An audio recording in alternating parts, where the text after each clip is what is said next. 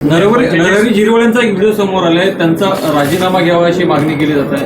नाही, याच्याबद्दलचा निर्णय आदरणीय उपमुख्यमंत्री सुनेत्राताई पवार ह्या त्यांच्या पक्षाच्या नेत्या आहेत, त्यांनी करायचा आहे आणि मग माननीय मुख्यमंत्र्याला कळवायचा आहे. व्हिडिओची सत्यता पडताळणी त्यांनी सर्व तपासायचं आहे, कारण शेवटी त्या पक्षाचा त्या नेत्या आहेत, त्यांनी त्याबद्दलचे निर्णय घ्यायचे आहेत. सरकारने जो आहे एक्साइज ड्युटी कमी केल्याचा मोठा निर्णय दिलेला आहे, त्याच्यामुळे केंद्र सरकारने एक्साइज ड्युटी कमी केली, नागरिकांना मोठा दिलासा मिळणार आहे. माननीय पंतप्रधान नरेंद्र मोदीजींचं केंद्र सरकारचं मी आभार मानतो.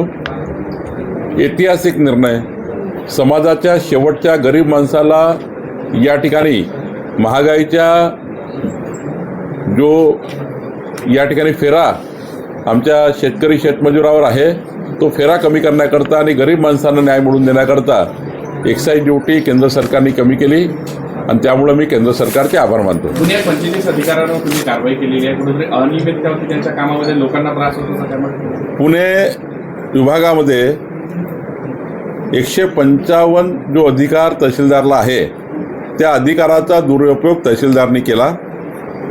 तहसीलदारला एवढाच अधिकार आहे 155 मध्ये, शुद्ध लेखन दुरुस्त करायचा, नाव चुकलं तर नाव दुरुस्त करणे आणि तेही शुद्ध लेखन, एवढाच अधिकार आहे. पण 155चा वापर करून काही तहसीलदारनी त्या आणि अधिकाऱ्यांनी तुमची शेती यांच्या नावाने, यांची शेती तुमच्या नावाने, अधिकार नसताना यांची शेती कमी करून यांना दिली, यांची शेती करून यांना कमी दिली. एक मोठा स्कॅन्डल पुणे विभागात आढळलेला आहे. जवळपास 400 प्रकरणं आढळलेले आहेत.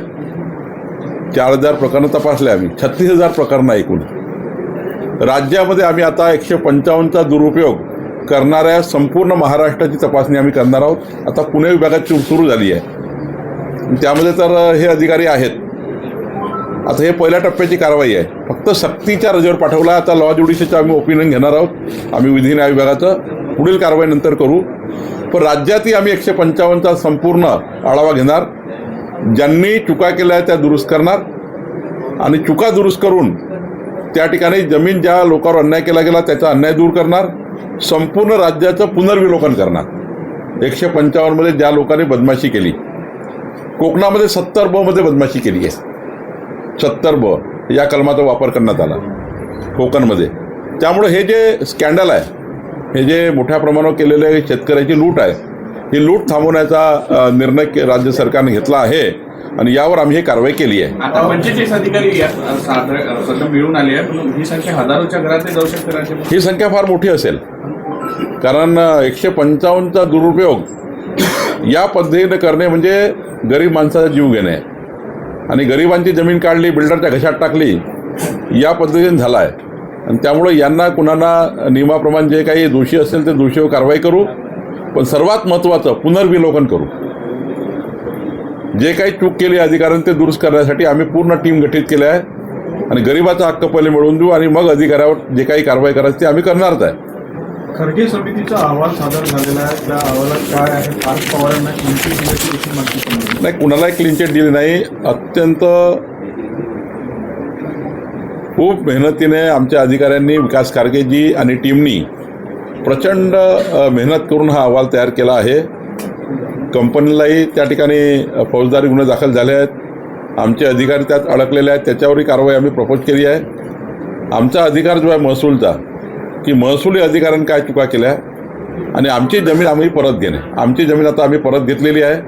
प्रॉपर्टी कार्ड सरकारच्या नावानं केलेलं आहे आणि जी खोटी रजिस्ट्री झाली आहे, म्हणजे जी रजिस्ट्री चुकलेली आहे, एक प्रकारची खोटीच म्हणता येईल, किंवा फोर्जरी करून ती रजिस्ट्री तयार केली, ती रजिस्ट्री रद्द करण्यासाठी आम्ही सिव्हिल कोर्टात गेलो. कारण सिव्हिल कोर्टाला अधिकार आहे, एकदा रजिस्ट्री झाली, ती रजिस्ट्री जर रद्द करायची असेल तर सिव्हिल कोर्टात जावं लागतं. ती रजिस्ट्री आम्ही रद्द करणार.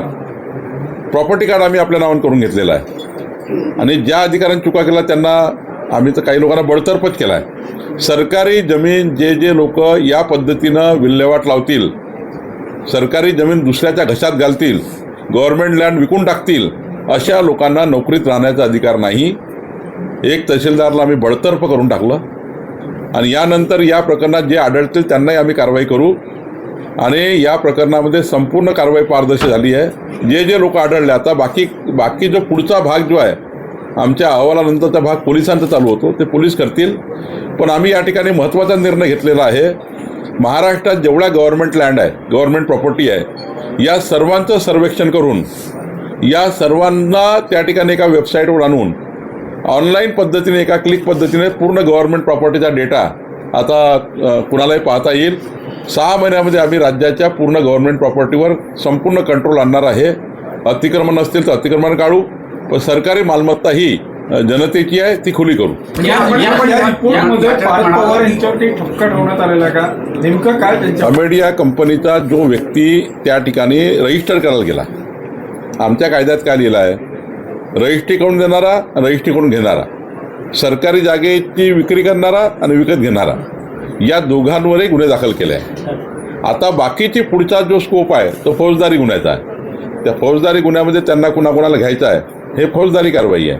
महसूलची कारवाई जी होती जे नियमाप्रमाणे आहे, IGRच्या नियमाप्रमाणे आणि महसुली कायद्याप्रमाणे जो आमच्या समोर आला होता हे करायला, त्याच्या FIR आम्ही कळवला. त्याच्यामध्ये अतिरिक्त कोण कोण आहे ते पोलिसांचा भाग आहे. चौकशीत कोणी अडवणारा किती मोठा व्यक्ती असला तरी त्याच्यावर कारवाई एकदम किती मोठा असेल त्याच्यावर कारवाई होईल आणि याच्यामध्ये कोणाला सोडलं जाणार नाही. मूळ काय आहे, ही प्रॉपर्टी जे 3000 कोटीची आहे, ही प्रॉपर्टी वाचवण्यामध्ये महसूल खात्याला यश आलं आहे आणि ही प्रॉपर्टीचं कार्ड आम्ही आपल्या नावाने करून घेतलं आहे. आणि आता ही जे रजिस्ट्रेशन आहे ते रजिस्ट्रेशन सिव्हिल कोर्टात जाऊन आम्ही रद्द करतो आहे. प्रदेशाध्यक्षपदाचा राजीनामा आता हा संपूर्ण कारवाईचा जो भाग आहे त्या एका पक्षाच्या महिलाच्या अध्यक्ष आहे. त्या पक्षाच्या नेत्यांनी निर्णय घ्यायचा आहे की त्यांना पदावर ठेवायचं की नाही ठेवायचं.